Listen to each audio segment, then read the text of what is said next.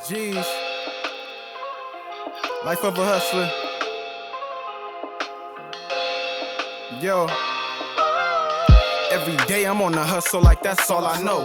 A 9 to 5 out the streets long as I'm touching dough. Ain't in a robbing full of pride, I'd rather get my own. That's how I've been. And last time you heard from me, we was talking about responsibility and what is responsibility, the ability to respond, right, to life. So, and what I was sharing was that I've learned that my mind is mine. So then I'm the captain of that ship. And another thing that I learned is that the focus will offend the unfocused or non-focused. The goal setter will offend the one that has no goals. And trust me, when my wife come in and kick it with us, I'm going to bring up something and you will see her face or her eyes roll because we have certain friends that said I was too much or I was too deep, right? Give you an example. 1995, me and my wife stopped eating meat, cheese. We went on the whole vegetarian thing. We did that all the way up to 2000 when about 2002 when our son was born. We started eating meat again, and I'm back to eating pork and all that shit. You know what I'm saying? I just ain't learned how to cook the oink yet. But when I learn how to cook that, I invite you over. But now I have friends that are very militant and food conscious now, and they come to me trying to teach me about what I said in '95. And man, that shit get my wife going. But anyway, you know, my mind is my mind. And I'm responsible for what comes in, what I do with what comes in. So we gonna get into that. And we gonna learn together that it's okay to say no. No, we not getting ready to talk about that. No, I don't want to go over there. No, I don't want to do that. Did you know? It was I want to say his name is Mark Candy. I know last name Candy for sure. He was the CEO. No, I'm sorry. The gentleman's name was Darren. He wrote a book called The Compound Effect.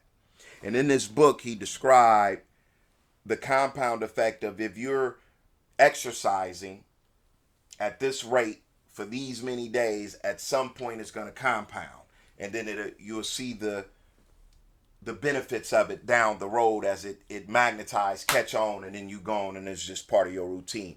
And he based the book off of the water hyacinth, which is like a lily pad, and you put it out in the water and looks like nothing happening. And then like 4 weeks after one has been out there, next thing you know, the whole pond will be covered because it compounds. Once you catch, boom, you see 2, 3, then 7, then 14, and then boom, right? And in that, Candy was one of the guys that was interviewed. And Candy was the CEO of Nike at one time. But Darren had went to Warren Buffett and asked him, because I know a lot of y'all, Warren Buffett this, Warren Buffett that. Warren Buffett says when he really ain't said shit to you. But anyway, the Darren that wrote the book Compound Effect had asked Warren Buffett, how did he build this $1 billion empire? And so he said he had his piece of paper and everything was ready. He thought he was about to get the whole game. And Warren Buffett told him he built the $1 billion empire based on the ability to say no. Not no, I'm not going to invest in your company. No, I'm not interested. Not that no. No, we're not talking about that because that don't have nothing to do with this. No, I don't have time to go to lunch and chit chat. No, no, no, no. So wherever you at in the world, right? Wherever you at, in that area, somewhere has what they call an affluent neighborhood. Look that word up when you get a chance. Affluent. And in that neighborhood, where we at, Southern California, we could go to Beverly Hills, Malibu, and in the suburbs, you go to South Hills, it's all Laguna. You go to all of these, it's several affluent places. But anyway, let me stay on track. When you go to these affluent places, you're not going to see a whole lot of cars parked on the street. The streets will not be narrow. It will not be concrete jungle type atmosphere. You're going to see what they call foliage. You're going to see trees. They're going to line the street. You're going to see grass, right? And the cars will be in the driveway. Why are you bringing that up, Shawn? I'm glad you asked. Because they don't do no goddamn small talk. So ain't nobody just coming over just to, right? Why is the trees and the grass and all of this important? What that got to do with anything? Because oxygen feeds the brain. So the more oxygen you got, the better your brain work. The better your brain work, the better your thoughts. The better your thoughts, the more creative you could be.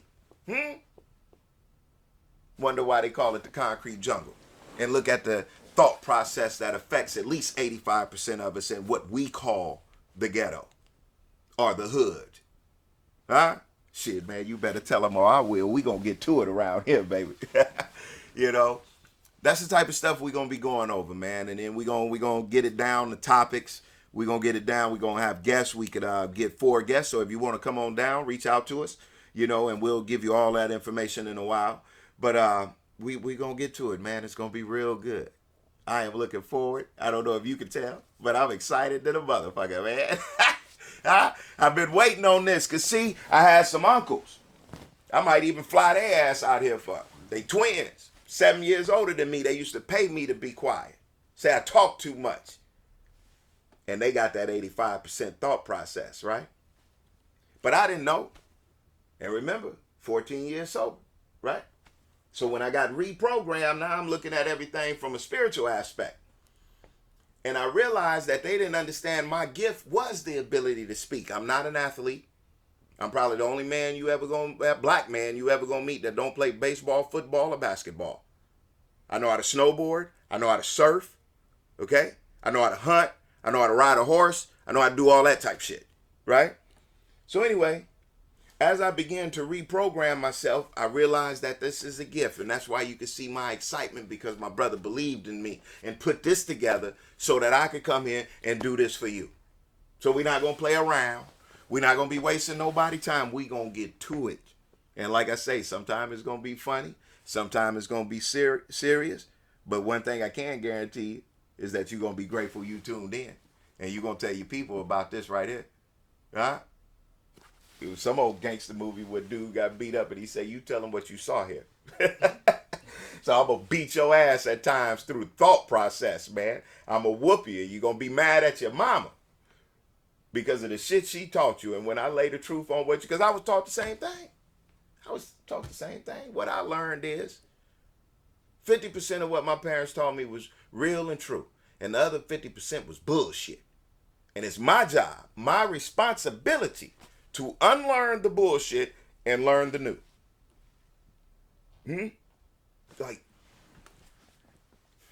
the shit just growing. Did you know that the average person that grew up in a good household,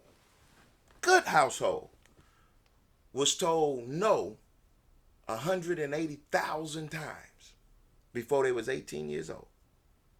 No, you can't do that. No, you can't be that. No. Right? Which will make you doubt your thought process. Your ability to make decisions because you was always told no. All that type stuff we gonna unravel. Man, we gonna get to it, and I'm excited. I'm damn near baffled. You know, and we gonna talk about parenting, man.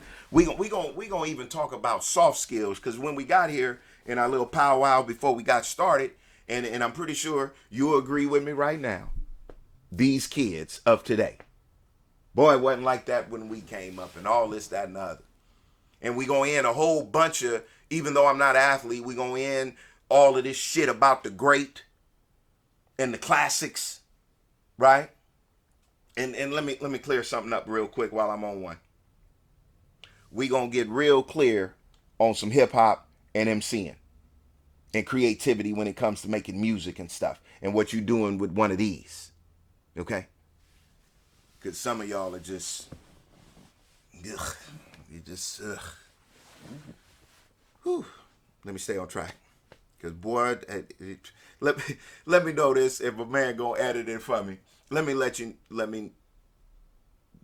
share this with you. Hip hop, I am hip hop. My wife is hip hop, right?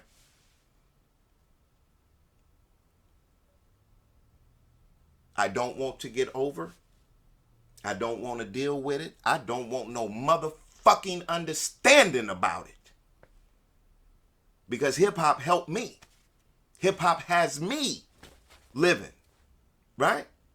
So I don't want no understanding. I don't like the Cheerio B rapping in the commercial. I don't like little kids rapping in the Target commercial. I don't like what they do with rap.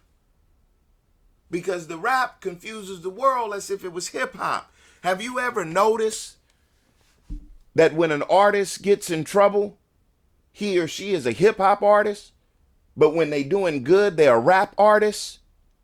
Huh? We gonna break it down. We gonna show you the spirituality of hip hop as we go through this thing. Like I tell you, you better tell them or I will, because I'm coming to straighten some shit out. That's what I'm coming to do. That's why I'm here. We gonna open the scope of God while we here, right? Because some of us very narrow-minded when it comes to the power that creates us all. They got this world spinning while I'm sitting flat on the couch talking to you. Man, you better tell him or I will, boy. I'll tell you, man. Goddamn. Maul, man. I'm excited, man. This shit, man. I don't even know what to do with myself, man. Come on, man. Yes, sir. Yo. Every day I'm on the hustle like that's all I know. A 9 to 5 out the streets long as I'm touching dope. Ain't in a robbing full of pride, I'd rather get my own. That's how I've been since I was a youngin' and now I'm grown.